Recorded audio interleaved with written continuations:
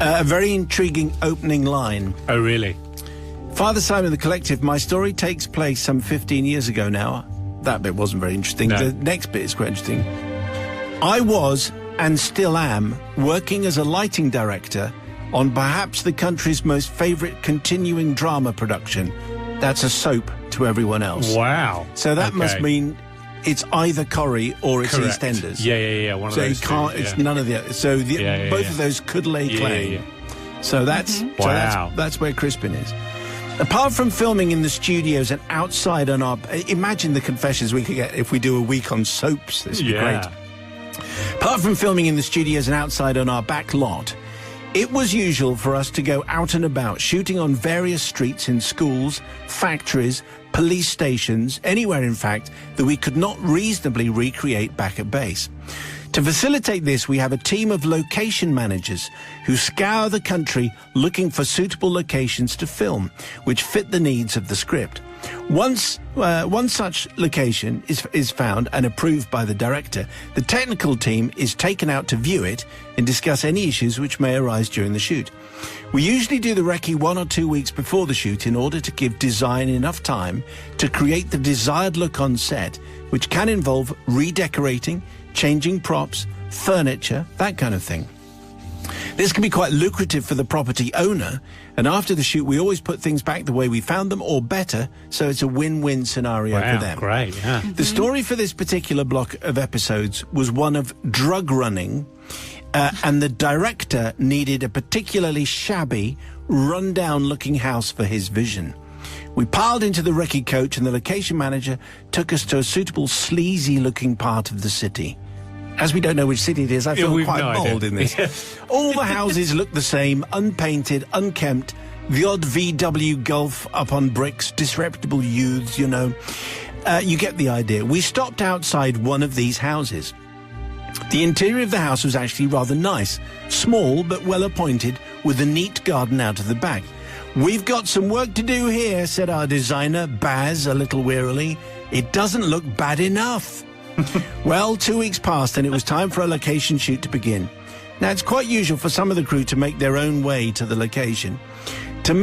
It makes for a quick getaway on the wrap, and on this occasion I'd arrived a little too early, as it happens, in my own car. After a little while, our sound supervisor arrived. I'll call him Dave, and he pulls up in his car behind me. We walked up the path to the house, tried the door. It was open, so we go in. "Wow," said Dave. "Design have done a fantastic job in here. You wouldn't recognise it, would you?" I agreed with Dave. Design had indeed done a fantastic job.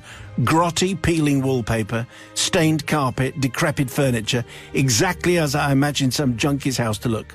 A large, vicious-sounding dog was barking in the back garden. They'd obviously let the grass grow long to look unkempt. Just as we were marvelling at the artistry of the design department, a lady appeared halfway down the stairs. I know you know which way it's going. Okay. Oh, no.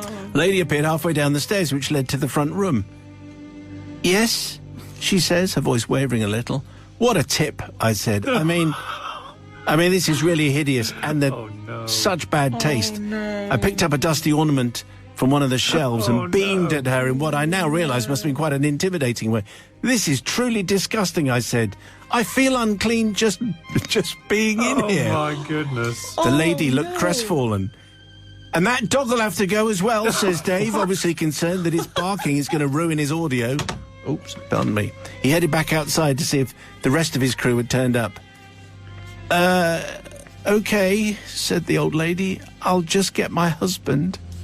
It was then that Dave's voice came back up the hall. "Crispin, come here a second." I went to the front door. We both stared across the road at the production crew coming in and out of the house on the opposite side of the road. We looked at each other, both mumbled something unrepeatable and shot across the road, leaving the front door wide open.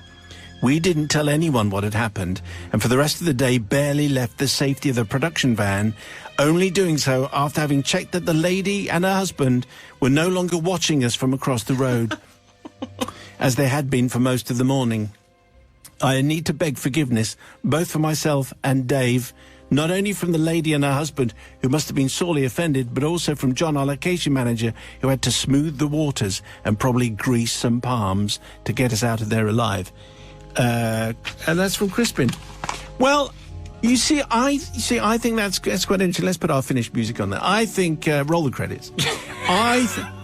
Crispin, instead of saying, "I'm ever so sorry, we're supposed to be, we're in the wrong house," he just scarpered. Anyway, let's check in with Sister Susie, the moral compass. Well, Crispin, how could you know you were in the wrong house? How did you not realise you were in the wrong house? I know they all look the same, but surely you should have made a note of the number. And saying the dog will have to go, that poor woman. What did she think we were going to do to the dog? So for that reason, I'm not going to forgive. What a tip. I mean... Yeah. Brother Matthew. I mean, it is rude, and I'm sure me and Suze weren't the only ones who were thinking, I've got a feeling I know where this is going. They're in the wrong house. I think it seems a step too far saying the dog's got to go, and I thought it'd be a shame if something happened to these trinkets. So I'm going to have to say not forgiven. Really, I'm going to have to say not forgiven. I mean, I'm trying to find some way to forgive. I really am, but not this time. Maybe Crispin. it's because he's called Crispin. Yeah, I think that'll that's be part probably of it. Yeah.